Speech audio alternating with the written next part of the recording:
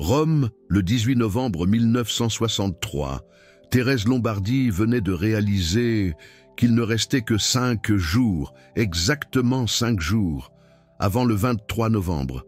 Et pour la première fois de sa vie, elle sentit qu'elle avait perdu quelque chose, qu'elle ne pourrait jamais récupérer, parce que Padre Pio l'avait prévenu. Le 23 novembre serait le jour le plus puissant de l'année avant Noël. Et elle n'avait absolument rien fait pour se préparer. Ce que vous allez découvrir dans les prochaines minutes n'est pas seulement l'histoire de Thérèse, c'est le protocole secret que Padre Pio a révélé à ceux qui se réveillent trop tard. La neuvaine express de 5 jours que le Vatican a gardée sous silence pendant des décennies, parce qu'il existe une peur qui nous paralyse tous, la peur d'être démunis quand la grâce divine se manifeste, la peur de voir la porte céleste s'ouvrir et de ne pas avoir la clé, la peur d'arriver en retard au plus grand moment spirituel de l'année.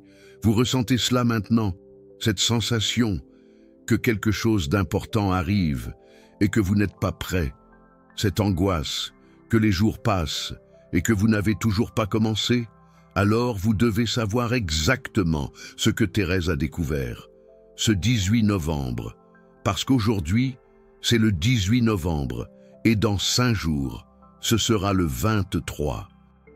Et ce que vous ferez dans les prochaines heures déterminera si vous y entrerez préparé ou si vous resterez à l'extérieur, à regarder. Thérèse Lombardi avait 38 ans lorsqu'elle s'est réveillée ce matin du 18 novembre à Rome. Elle était catéchiste à la paroisse Sainte-Marie du Trastevere.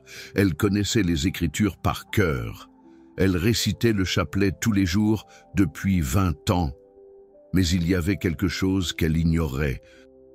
Quelque chose que Padre Pio avait révélé seulement à quelques-uns. Le 23 novembre n'était pas un jour ordinaire. C'était le seul jour de l'année où la distance entre le ciel et la terre devenait si mince qu'on pouvait toucher le divin de ses propres mains. Elle l'a découvert par accident. Elle rangeait les livres de la sacristie quand elle a trouvé une lettre écrite à la main par frère Jean. Un capucin qui avait visité San Giovanni Rotondo en 1958. La lettre comptait 5 pages, mais Thérèse n'a pas eu besoin de lire au-delà de la première ligne pour sentir son sang se glacer. Il était écrit ainsi: « Aujourd'hui, Padre Pio m'a révélé que le 23 novembre est la porte. Celui qui y entrera préparé recevra ce qu'il demande. Celui qui y entrera dépourvu perdra l'unique chance de l'année. » Et Thérèse a regardé le calendrier au mur. Nous étions le 18. Il restait 5 jours seulement. Et elle n'avait rien fait. Elle n'avait pas jeûné. Elle ne s'était pas confessée. Elle n'avait pas consacré les jours précédents. Rien. Elle sentit sa poitrine se serrer, cette sensation quand vous arrivez à la gare et que vous voyez le train partir, cette certitude d'avoir perdu quelque chose d'irrécupérable. Elle courut jusqu'au Père Antoine, le curé. Elle lui montra la lettre. Il la lut lentement. Et quand il eut terminé, il enleva ses lunettes et dit quelque chose que Thérèse n'oublierait jamais. « Ma fille, cette lettre, je la connais. Frère Jean était mon frère. Il est mort en paix en 1960, 2 ans après avoir écrit cela. Et il m'a raconté quelque chose qui ne figure pas dans la lettre. Padre Pio lui a donné un protocole. Un protocole pour ceux qui se réveillent tard. Pour ceux qui découvrent au dernier moment. Une neuvaine express de 5 jours. Thérèse s'assit. Ses jambes ne la portaient plus. Une neuvaine express? Cela existait? Le Père Antoine ouvrit le tiroir du bureau. Il en sortit un petit carnet à couverture noire et dit « Frère Jean me l'a remis avant de mourir. Tout est dedans. Ce que Padre Pio lui a enseigné. Mais il y a une condition. Cette neuvaine n'est pas pour ceux qui veulent simplement expérimenter. Elle est pour ceux qui en ont vraiment besoin, pour ceux qui ont une demande impossible, pour ceux qui savent que si cela ne se réalise pas le 23, cela ne se réalisera peut-être jamais. Avez-vous quelque chose comme cela? Thérèse ferma les yeux. Oui, elle avait. Son mari, Joseph, était dans le coma depuis 3 mois. Un accident du travail. Les médecins avaient dit qu'il n'y avait plus rien à faire, que c'était une question de jours. Thérèse avait récité tous les chapelets possibles. Elle avait allumé toutes les bougies. Elle avait visité toutes les reliques de Rome. Mais Joseph était toujours là, prise entre la vie et la mort. Et elle le savant. Elle savait, au fond de son âme, que si quelque chose n'arrivait pas bientôt, elle le perdrait pour toujours. Elle ouvrit les yeux et dit « Oui, j'ai... » Le père Antoine acquiesça. « Alors vous pouvez le prendre. Mais écoutez bien, cette neuvaine a un COT. Ce n'est pas de l'argent, c'est le renoncement. 5 jours de renoncement total, jeûne, silence, prière ininterrompue. Vous ne pouvez pas abandonner en cours de route. Si vous commencez et que vous arrêtez, c'est pire que de ne pas avoir commencé. Parce que vous ouvrez la porte spirituelle, mais vous ne la fermez pas. Et ce qui entre par elle n'est pas ce que vous voulez. » Thérèse prit le carnet. Il était lourd, trop lourd. Pour quelque chose d'aussi petit, elle rentra chez elle, fermait la porte à clé, s'assit à la table de la cuisine et ouvrit le carnet. La première page ne comportait qu'une seule phrase, écrite de la main de frère Jean. Et la phrase disait « San Giovanni Rotondo, 28 octobre 1958. » Padre Pio m'a retenu par le bras et a dit « Giovanni, il viendra un temps où beaucoup se réveilleront tard. Écris cela pour eux. » Thérèse tourna la page. Et là, c'était là, le protocole complet, écrit en détail, 7 étapes. Chaque étape avec des instructions précises, chaque instruction avec un pourquoi. Et en haut de la page, en lettres majuscules, neuvaine express de 5 jours pour le 23 novembre, seulement pour ceux qui découvrent tard, seulement pour ceux qui ont une demande impossible. Elle commença à lire, et plus elle lisait, plus elle comprenait. Ce n'était pas une neuvaine ordinaire. C'était une compression spirituelle, comme si l'on prenait 9 jours de grâce et qu'on les condensait en 5, mais le coût était proportionnel, parce que grâce accélérée exige sacrifice accéléré. Et Padre Pio avait rendu cela très clair dans le protocole. Première étape, tout confesser, pas seulement les péchés récents, tout depuis l'enfance, depuis la première pensée impure, depuis le premier mensonge, tout, et l'écrire sur un papier, parce qu'écrire, c'est rendre réel, c'est sortir du brouillard de la mémoire et placer dans la lumière de la conscience. Thérèse prit un stylo et commença à écrire. Cela prit 3 heures.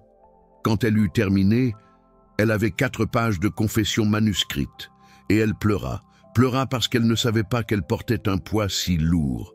Deuxième étape, brûler le papier, l'apporter à une église, le tenir au-dessus d'une bougie bénite et regarder brûler complètement, sans garder aucun morceau, sans essayer de sauver quoi que ce soit, parce que le feu est miséricorde. Le feu ne juge pas, le feu ne fait que transformer. Thérèse sortit de chez elle à 4 heures de l'après-midi, se rendit à l'église Sainte-Marie du Trastevere, alluma une bougie bénite sur l'autel latéral et tint le papier au-dessus de la flamme. Les mots commencèrent à s'assombrir, puis à s'enrouler, puis à disparaître. Et quand le dernier mot se transforma en cendre, elle ressentit quelque chose qu'elle n'avait pas ressenti depuis des années, de la légèreté, comme si elle avait enlevé un manteau mouillé, qu'elle ne savait même pas qu'elle portait. Troisième étape, jeûner de manière spécifique. Ce n'était pas un jeûne complet, c'était un jeûne stratégique. Padre Pio avait expliqué à frère Jean qu'il existe 3 types de faim. La faim du corps, la faim de l'âme et la faim de l'esprit. Le corps a besoin de pain, l'âme a besoin de sens, l'esprit a besoin de présence. Alors, le jeûne devait atteindre les 3. Pour le corps, pain et eau seulement, 1 fois par jour, au coucher du soleil. Pour l'âme, silence total. Pas de conversations inutiles, pas de télévision, pas de radio, seulement l'essentiel. Pour l'esprit, renonciation au contrôle. Ne pas planifier le lendemain, ne pas anticiper, ne pas calculer. Juste vivre heure après heure. Thérèse lut cela et eut peur, parce qu'elle était control freak. Elle planifiait tout, même le chemin qu'elle emprunterait jusqu'à l'hôpital pour rendre visite à Joseph. Elle savait toujours ce qui allait suivre. Mais maintenant, Padre Pio lui demandait de lâcher prise, de faire confiance, de laisser le divin guider chaque heure sans savoir où cela allait mener. Elle ferma les yeux et murmura « J'accepte ». Et à ce moment, quelque chose changea dans l'air. Ce n'était pas un son, ce n'était pas une lumière, c'était une présence, comme si quelqu'un était entré dans la pièce et était resté debout à côté d'elle. Elle n'ouvrit pas les yeux. Elle savait que si elle ouvrait, elle ne verrait rien parce que ce n'était pas fait pour être vu, c'était fait pour être senti. Et elle sentit qu'elle n'était plus seule, que quelque chose avait été activé, que la neuvaine express avait commencé. 4e étape, prier le chapelet d'une manière différente. Ce n'était pas le chapelet complet, c'était le chapelet concentré, 15 Ave Maria, 1 pour chaque année que Marie a marché sur terre avant l'Annonciation. Mais chaque Ave Maria devait durer 3 minutes entières, en répétant lentement, mot par mot, syllabe par syllabe, jusqu'à ce que chaque mot perde sa signification automatique et gagne une présence réelle. Thérèse prit le chapelet. C'était le chapelet qu'elle avait reçu de sa grand-mère lorsqu'elle avait fait sa première communion, un chapelet en bois d'olivier de Jérusalem.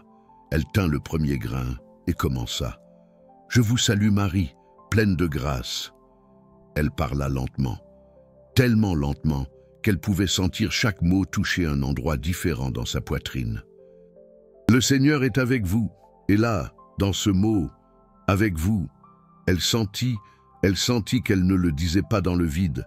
Elle le disait à quelqu'un qui était vraiment là, avec vous, avec elle, avec Thérèse. À ce moment-là, dans cette cuisine, en ce 18 novembre, il lui fallut 45 minutes pour prier les 15 Ave Maria. Quand elle eut terminé, il était 7 heures du soir, et elle était différente. Ce n'était pas de l'euphorie, ce n'était pas de l'émotion, c'était quelque chose de plus profond.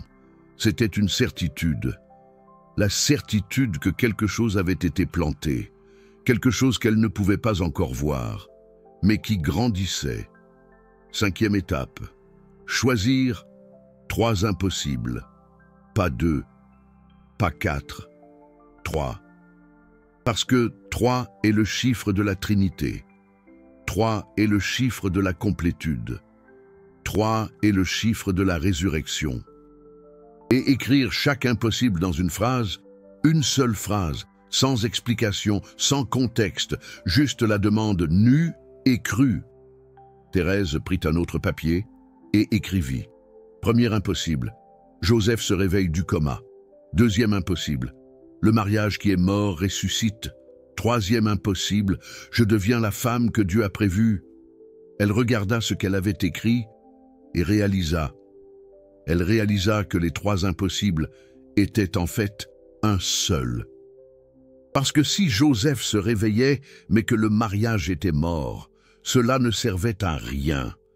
Et si le mariage était guéri, mais qu'elle continuait à être la même Thérèse orgueilleuse et control freak, ce ne serait qu'une question de temps avant que tout ne s'écroule de nouveau.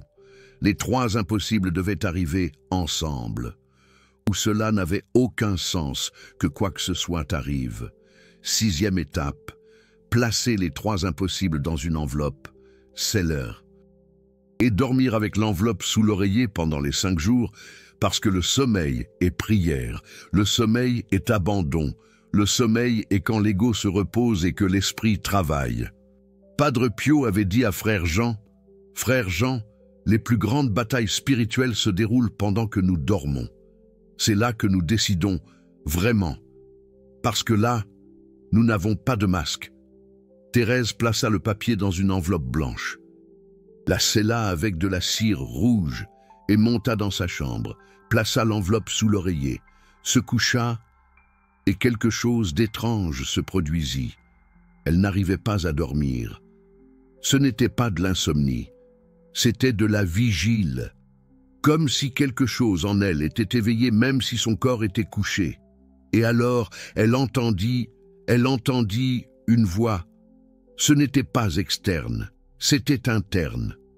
Mais ce n'était pas sa voix, c'était une autre. Et la voix dit, « Thérèse, tu as demandé 3 impossibles, mais es-tu prête à payer 3 renoncements ?»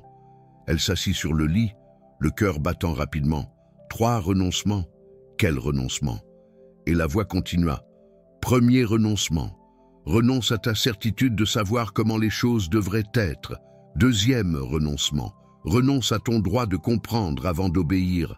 Troisième renoncement, renonce à ton besoin de recevoir avant de donner. » Thérèse comprit. Padre Pio ne demandait pas seulement le jeûne et la prière, il demandait une transformation, il demandait qu'elle meure à la vieille Thérèse et qu'elle naisse à une nouvelle. Et cela n'arriverait pas en 5 jours, cela arriverait maintenant.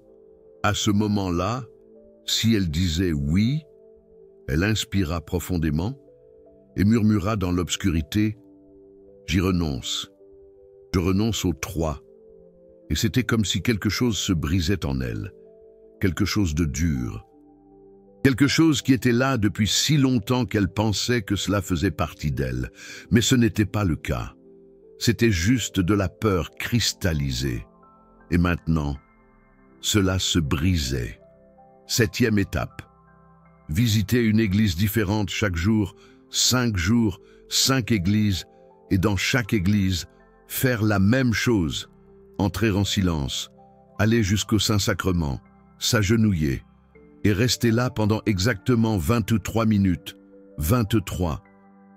À cause du jour 23, mais il ne s'agissait pas de réciter des mots, il s'agissait juste d'être, être présent, être vulnérable, être disponible. Thérèse lut cela et fronça les sourcils. 23 minutes de silence total, sans rien prier. Cela semblait faux, cela semblait vide, comme si elle perdait son temps. Mais alors, elle se souvint de ce que Padre Pio avait dit dans l'une de ses phrases les plus célèbres. « La prière est notre respiration. » Si vous ne faites que parler, vous êtes en hyperventilation, parfois, vous devez juste inspirer et retenir. C'était ça. Les 23 minutes étaient pour inspirer, pour recevoir, pour arrêter de demander et commencer à écouter, parce que peut-être que Dieu avait déjà répondu et elle n'avait pas pris le temps d'entendre. Maintenant, vous devez comprendre quelque chose que peu de gens savent. Padre Pio n'a pas créé cette neuvaine express à partir de rien. Il l'a reçue lors d'une bilocation. C'était la nuit du 22 novembre 1957. Il était dans sa cellule en train de prier quand soudain il sentit qu'il n'était plus là. Il était ailleurs, un endroit qu'il décrivit plus tard comme étant entre le temps. Ce n'était pas le passé, ce n'était pas le futur. C'était une faille où l'Éternel touchait le temporel. Et là, dans cette faille, il vit des milliers d'âmes désespérées, des âmes qui s'étaient réveillées tard, des âmes qui avaient découvert au dernier moment qu'il y avait une porte, mais la porte se refermait, et elles étaient à l'extérieur, et les pleurs, les lamentations. Les pleurs de ces âmes étaient si profonds que Padre Pio tomba à genoux, et il s'écria, « Seigneur, il doit y avoir un chemin, il doit y avoir une miséricorde. Pour ceux qui se réveillent tard, Et c'est alors qu'elle apparut, la Vierge Marie, vêtue de blanc, avec un manteau bleu, et elle dit à Padre Pio une chose, qui allait tout changer. Elle dit, « Pio, la porte n'est jamais complètement fermée. Il y a toujours une fente pour celui qui est prêt à devenir suffisamment petit pour passer. Et je vais te montrer comment préparer ces âmes, comment les comprimer, comment les affiner en 5 jours, pour qu'elles puissent passer par la fente. » Et c'est là que la Vierge Marie enseigna. Elle enseigna les 7 étapes. Elle enseigna le jeûne triple. Elle enseigna le chapelet de 3 minutes. Elle enseigna tout. Et quand elle eut terminé, elle dit, « Mais écoute bien, Pio, cette neuvaine n'est pas pour tout le monde. Elle est seulement pour ceux qui ont une foi de la taille d'un grain de moutarde, parce que c'est la plus petite foi qui existe. Et c'est justement parce qu'elle est si petite qu'elle peut entrer partout, même dans la fente. » Padre Pio retourna à sa cellule. L'aube se levait. C'était le 23 novembre, et il sentit que quelque chose avait changé. Dans le monde spirituel, une nouvelle miséricorde avait été libérée, une miséricorde de dernière heure, et il savait qu'il devrait la garder avec soin, parce que la miséricorde, entre de mauvaises mains, se transforme en présomption, et la présomption est le dernier péché, avant la chute. C'est pour cela qu'il ne le raconta qu'à quelques-uns, à frère Jean, à frère Alessio, à 2 religieuses qui travaillaient à l'hôpital Casa Sollievo della Sofferenza, et à personne d'autre. Et il leur fit jurer à tous qu'il ne l'enseignerait qu'à ceux qui en avaient réellement besoin, à ceux qui avaient une requête impossible. À ceux qui étaient disposés à payer le prix de la transformation, Sophie ne le savait pas quand elle commença, mais elle était sur le point de le découvrir, parce que, lors du 2e jour de la neuvaine express, quelque chose allait se produire, qui changerait tout, quelque chose qui lui ferait comprendre pourquoi Padre Pio avait été si prudent, pourquoi cette neuvaine était si puissante, et pourquoi elle ne pouvait pas être enseignée à la légère. C'était le 19 novembre, le 2e jour. Sophie se réveilla à 5 heures du matin. Il faisait encore noir. Elle n'avait dormi que 3 heures, mais elle n'était pas fatiguée. Elle était alerte, comme si quelque chose à l'intérieur d'elle vibrait à une fréquence différente. Elle descendit à la cuisine, but un verre d'eau et prit le carnet de frère Jean. Elle devait choisir la 2e église, la 2e des 5. Le protocole disait que les églises devaient être choisies de manière spécifique. Ce ne pouvait pas être aléatoire. Première église, dédiée à Marie. 2e église, dédiée aux martyrs. 3e église, dédiée aux apôtres. 4e église, dédiée aux anges. 5e église, dédiée au Saint-Sacrement. C'était une progression, une ascension. Cela commençait avec Marie, parce qu'elle est l'escalier. Cela passait par les martyrs, parce qu'ils sont la preuve. Cela passait par les apôtres, parce qu'ils sont l'envoi. Cela passait par les anges, parce qu'ils sont la protection. Et cela se terminait dans le Saint-Sacrement, parce qu'il est la destination. Sophie avait choisi la paroisse Sainte-Marie du Trastevere pour le 1er jour.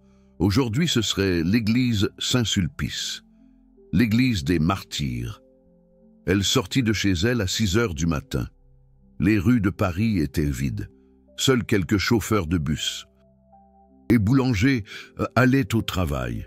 Elle marcha lentement, parce que le protocole disait aussi « Ne cours pas, n'aie pas de hâte. L'urgence est dans l'engagement, pas dans la vitesse. » Elle arriva à l'église Saint-Sulpice à 6h30. La porte était ouverte. Elle l'était toujours. Paris ne ferme pas ses églises à clé. Elle entra. Le silence était si dense qu'il semblait solide. Elle marcha jusqu'au Saint-Sacrement, s'agenouilla, regarda sa montre. 6h34, elle resterait là jusqu'à 6h57, 23 minutes exactes. Elle ferma les yeux et commença à ne rien faire, à juste être, et ce fut difficile. Si difficile que cela faisait mal, parce que l'esprit ne s'arrête pas. L'esprit veut planifier, veut résoudre, veut fuir. Mais Sophie força son esprit à se taire. Et après 5 minutes, quelque chose commença à se produire. Une pensée vint. Mais ce n'était pas sa pensée. C'était différent. C'était comme si quelqu'un plaçait une pensée à l'intérieur de sa tête. La pensée dit « Joseph n'est pas dans le coma. Joseph est en train de choisir. » Elle ouvrit les yeux soudainement. « Quoi? Choisir? Choisir quoi ?» Et la pensée continua. « Il est en train de choisir entre revenir ou partir. Et tu dois le laisser libre de choisir, parce que l'amour qui retient n'est pas de l'amour. C'est de la peur. » Sophie sentit des larmes chaudes couler. Non, elle ne voulait pas le laisser libre, elle voulait qu'il revienne. Elle avait besoin qu'il revienne. Mais la pensée ne s'arrêta pas. Si tu continues à le retenir, il ne peut pas choisir. Tu dois le lâcher. Tu dois dire que tu acceptes n'importe quel choix de sa part. Ce n'est qu'ainsi qu'il sera vraiment libre. Et ce n'est que dans la liberté qu'il y a la vie.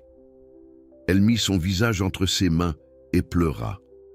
Pleura comme elle n'avait pas pleuré depuis qu'elle avait 10 ans. Pleura parce qu'elle savait que c'était vrai. Elle savait qu'elle avait passé 3 mois à l'hôpital, non seulement à rendre visite à Joseph, mais à exiger de lui, à exiger qu'il revienne, à exiger qu'il se batte, à exiger qu'il ne la quitte pas. Et peut-être, juste peut-être, que c'était exactement cela qui le retenait entre les deux mondes. Elle regarda le Saint-Sacrement et murmura « Je lâche Joseph. S'il veut rester, j'accepte. S'il veut partir, j'accepte. Il est libre. » Et quand elle dit cela, quelque chose de physique se produisit dans sa poitrine. Quelque chose se dénoua, comme un nœud qui était si serré depuis si longtemps qu'elle ne se souvenait même plus comment c'était de respirer sans lui. Et maintenant l'air entrait différemment. Elle regarda sa montre. 6h57. 23 minutes exactes. Elle se leva, sortit de l'église, et quand elle mit le pied dans la rue, le soleil se levait, et le ciel était rose. Ce rose qui n'existe que pendant 3 minutes, à l'aube. Et elle sut que quelque chose avait changé. Pas là dehors, mais à l'intérieur d'elle. Mais la neuvaine avait encore 3 jours devant elle, et chaque jour serait plus difficile que le précédent. Parce que Padre Pio avait prévenu. Il avait prévenu frère Jean. La neuvaine express n'est pas une ascension douce. C'est une échelle raide. Chaque marche exige plus, parce que tu ne fais pas que te préparer. Tu es en train d'être transformé, et la transformation fait mal. 20 novembre, 3e jour. Sophie se réveilla avec une douleur dans la poitrine. Ce n'était pas physique, c'était spirituel. C'était comme si quelque chose était arraché de l'intérieur d'elle, et elle savait ce que c'était. C'était l'attachement à sa version de l'histoire, l'attachement à la fin qu'elle avait planifiée, l'attachement au contrôle. La 3e église était Saint-Jean de Latran, l'église des apôtres. Elle y arriva à 7h du matin. Il faisait froid, un froid de novembre qui coupe la peau. Elle entra, alla jusqu'au Saint-Sacrement, s'agenouilla et commença les 23 minutes. Mais cette fois, c'était différent, parce que cette fois, elle ne résista pas. Elle laissa la douleur venir, laissa la peur venir, laissa tout venir et observa simplement, comme si elle voyait de l'extérieur.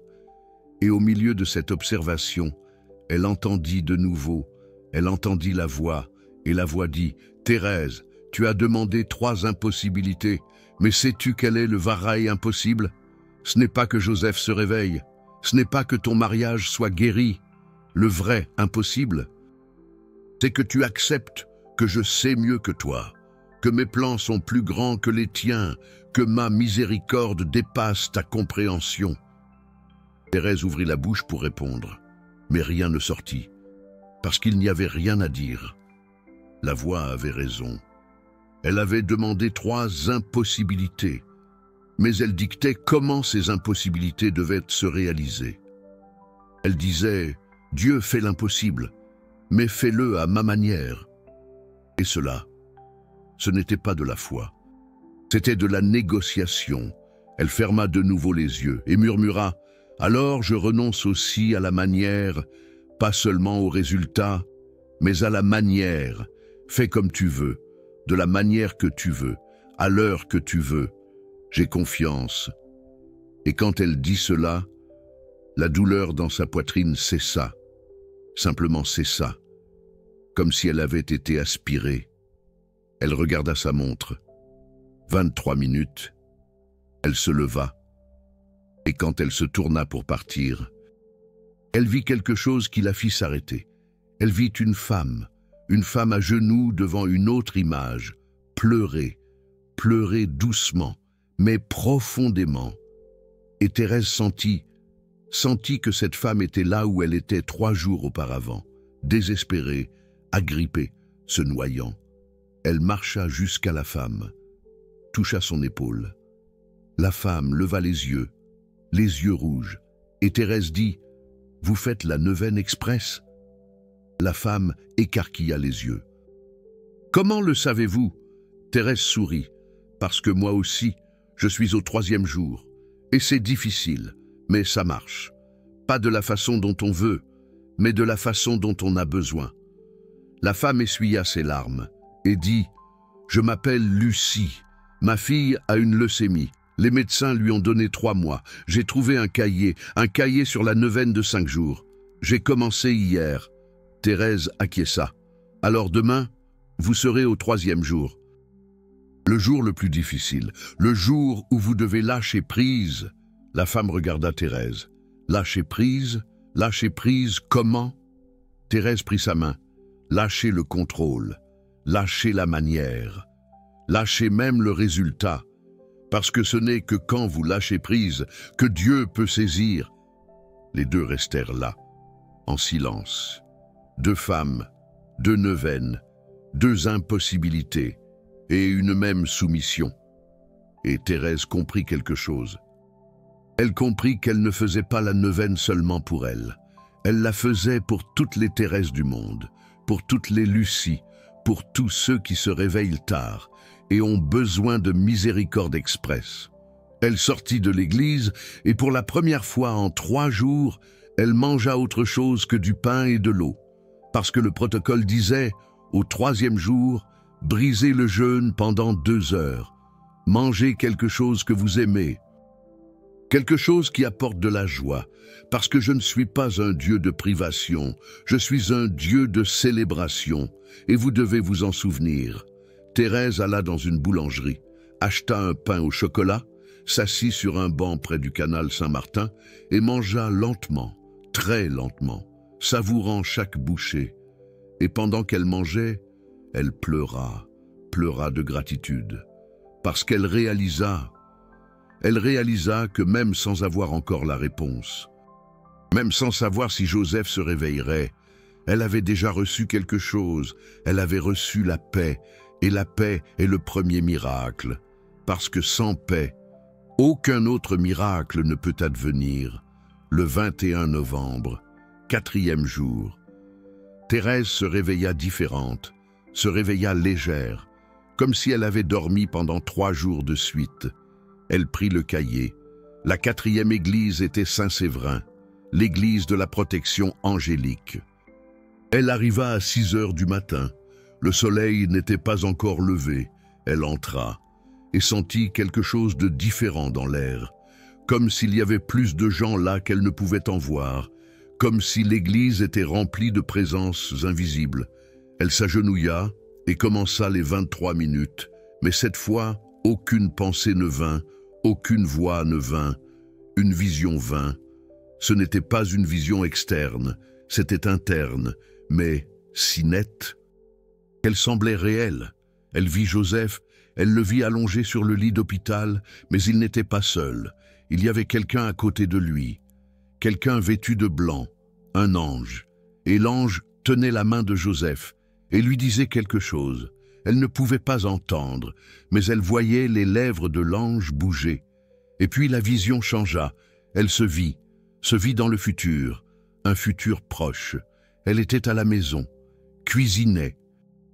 Et il y avait quelqu'un à table, Joseph réveillé, Joseph vivant, Joseph souriant. Et il disait quelque chose à propos d'un ange, quelque chose à propos d'un choix. Et elle écoutait, et elle comprenait, et elle pardonnait. La vision disparut. Thérèse ouvrit les yeux, elle tremblait. Pas de peur, de certitude, parce que ce n'était pas de l'imagination. C'était une révélation. Joseph allait se réveiller. Pas parce qu'elle avait prié correctement, pas parce qu'elle avait fait la neuvaine, mais parce que c'était l'heure. C'était simplement l'heure, et Dieu attendait seulement qu'elle arrête de l'encombrer avec son désespoir. Elle regarda sa montre. 23 minutes. Elle se leva, et quand elle sortit de l'église, elle vit un homme, un vieil homme, assis sur les marches. Il la regarda et dit « Vous avez vu, n'est-ce pas ?» Thérèse s'arrêta. « Vu quoi ?» L'homme sourit. « Vu l'avenir, ça arrive le 4e jour, ça arrive toujours. C'est quand la foi devient certitude, c'est quand l'espérance devient connaissance.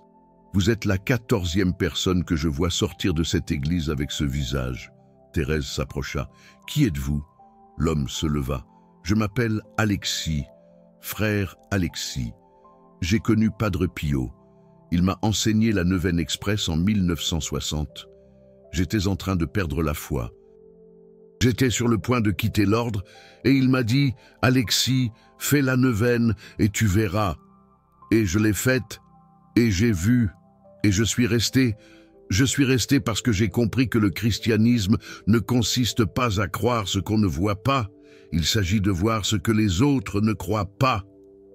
Thérèse s'assit à côté de lui et raconta tout, raconta Joseph. Le coma, les 3 impossibilités, ce qu'elle venait de voir. Frère Alexis écoutait en silence. Et quand elle termina, il dit « Thérèse, demain c'est le 5e jour, le dernier jour, la 5e église, et ce sera le jour le plus important, parce que c'est le jour du oui. Vous avez passé 4 jours à lâcher prise, demain vous passerez une journée à recevoir. Et ce que vous recevrez changera le reste de votre vie. » Elle rentra chez elle, et pour la première fois en 4 jours, alla à l'hôpital, entra dans la chambre de Joseph. Il était là, immobile, connecté à des tubes et des machines, mais elle ne sentit pas de désespoir. Elle sentit la paix. Elle s'approcha, prit sa main et murmura « Joseph, je t'ai vu réveillé, je t'ai vu sourire, et je sais que ça va arriver. Je ne sais pas quand, je ne sais pas comment, mais je sais que ça va arriver parce que Dieu me l'a montré. Et il ne montre pas pour se moquer, il montre pour préparer. » Le 22 novembre, 5e jour. Le dernier jour de la Neuvaine Express, Thérèse se réveilla à 4 heures du matin.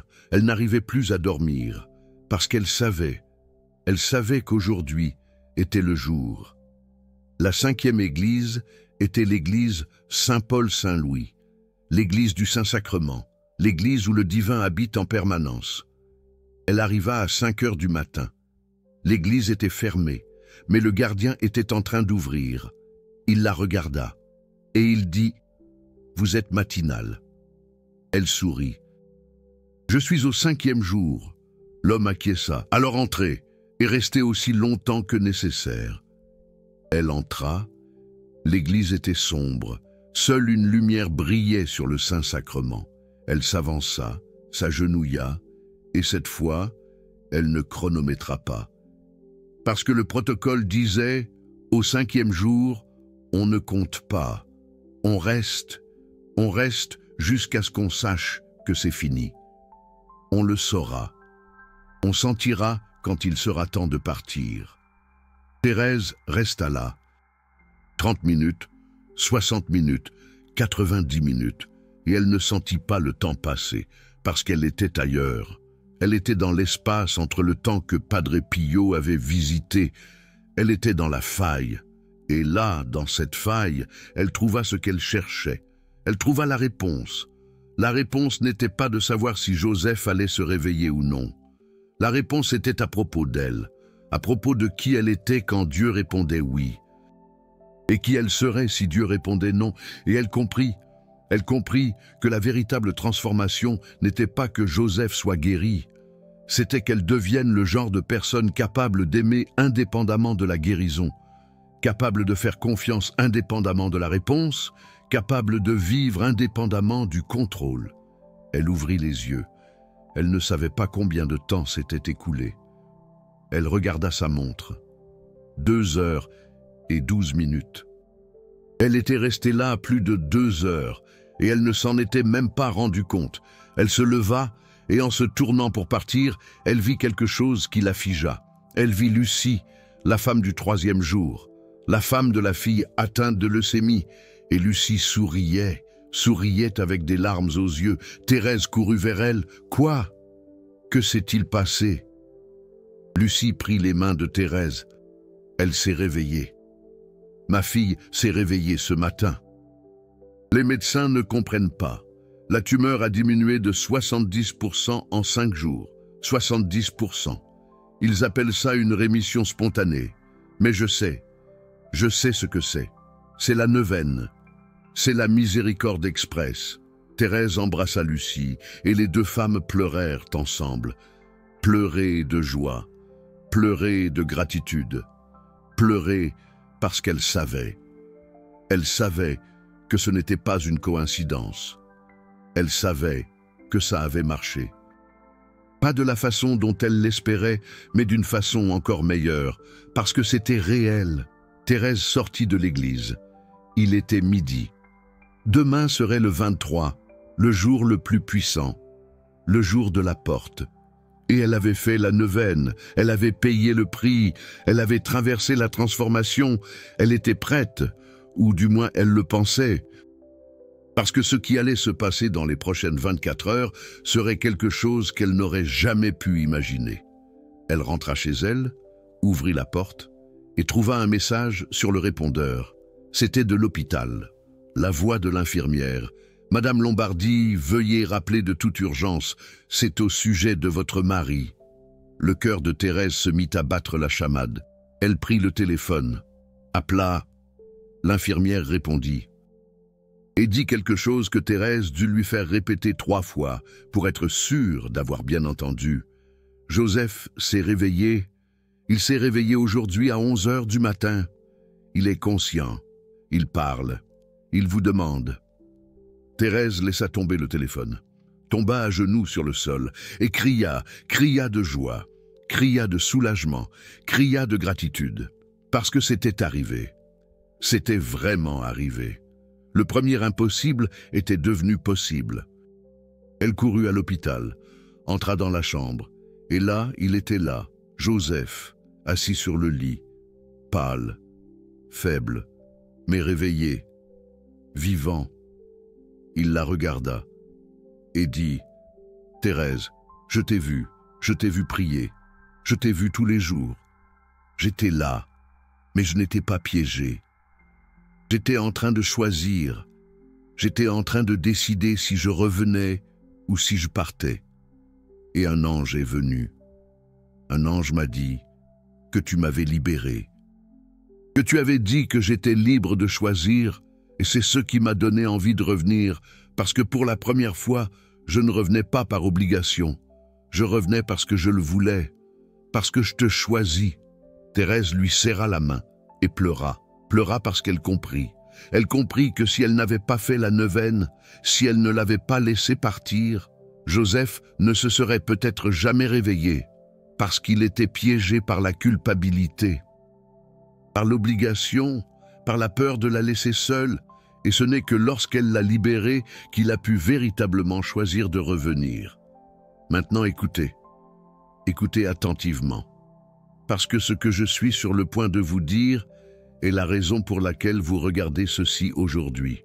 Aujourd'hui, nous sommes le 18 novembre, et dans 5 jours, ce sera le 23, le jour le plus puissant de l'année avant Noël. Et vous venez de recevoir le même protocole que Thérèse a reçu, la même neuvaine express que Padre Pio a enseigné, la même miséricorde de dernière heure. Et peut-être que vous pensez, mais je ne le mérite pas, mais je n'ai rien fait pendant l'année, mais je me suis réveillé trop tard, et c'est exactement pour cela que vous devez commencer.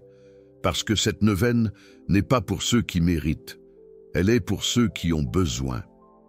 Elle n'est pas pour ceux qui sont préparés, elle est pour ceux qui se sont réveillés tard, elle n'est pas pour les saints, elle est pour les désespérés.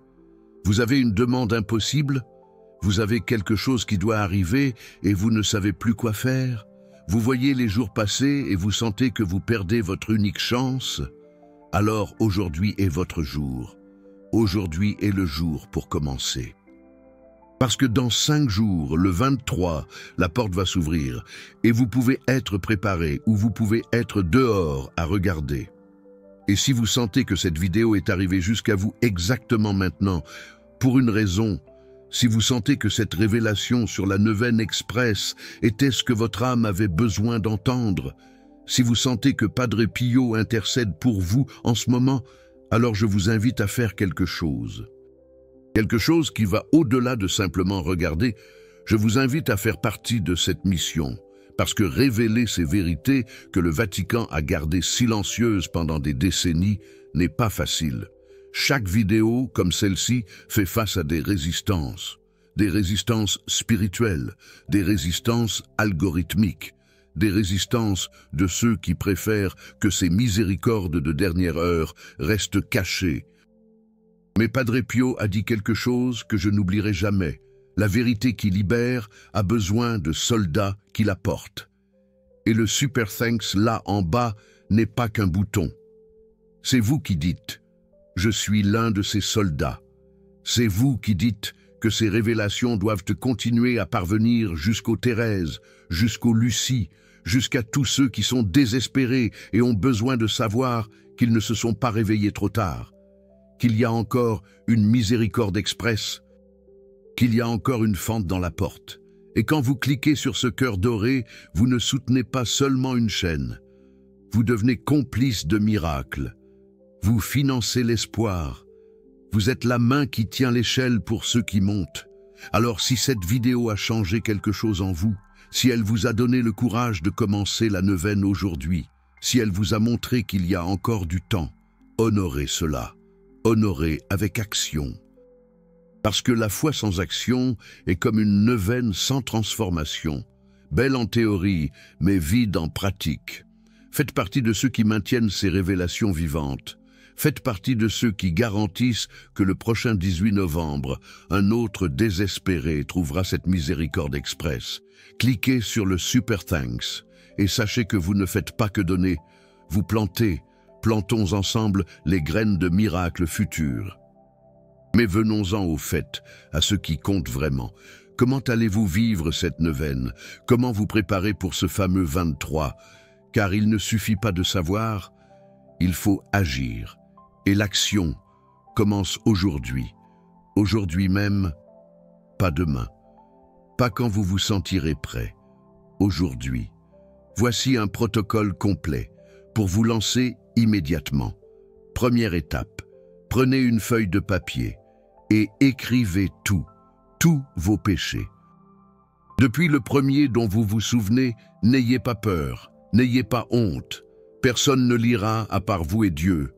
Mais vous devez les sortir de l'obscurité et les exposer à la lumière. Car ce qui reste dans l'ombre grandit, ce qui va à la lumière diminue. Écrivez jusqu'à ce que ça fasse mal, jusqu'à être épuisé, jusqu'à ce qu'il n'y ait plus rien. Et quand vous aurez terminé, allez à l'église, aujourd'hui même, avant que le soleil ne se couche. Allumez une bougie bénite et brûlez ce papier. Regardez chaque mot se transformer en cendre. Et quand le dernier mot aura disparu, respirez, respirez profondément, car vous venez de vous libérer d'un poids dont vous ignoriez même l'existence. Deuxième étape, choisissez vos 3 impossibilités. Pas 2, pas 4, 3. Et soyez honnête, brutalement honnête. Ne choisissez pas ce que, selon vous, Dieu attend de vous. Choisissez ce que votre cœur désire réellement, car Dieu n'est pas impressionné par les demandes pieuses. Dieu est impressionné par les demandes véritables. Écrivez chaque impossibilité en une phrase courte, directe, sans fioriture, et glissez-la dans une enveloppe, fermez-la, et dormez avec cette enveloppe sous votre oreiller pendant les 5 prochains jours. 3e étape, jeûnez intelligemment, pain et eau 1 fois par jour, au coucher du soleil. Mais il ne s'agit pas seulement d'un jeûne de nourriture, c'est un jeûne de contrôle, c'est un jeûne de planification, c'est un jeûne de certitude. Ne planifiez pas la journée de demain. Vivez simplement aujourd'hui, heure par heure, instant par instant, car l'anxiété est l'opposé de la foi et vous ne pouvez pas avoir les deux en même temps. 4e étape, récitez le chapelet avec concentration. 15. Je vous salue Marie.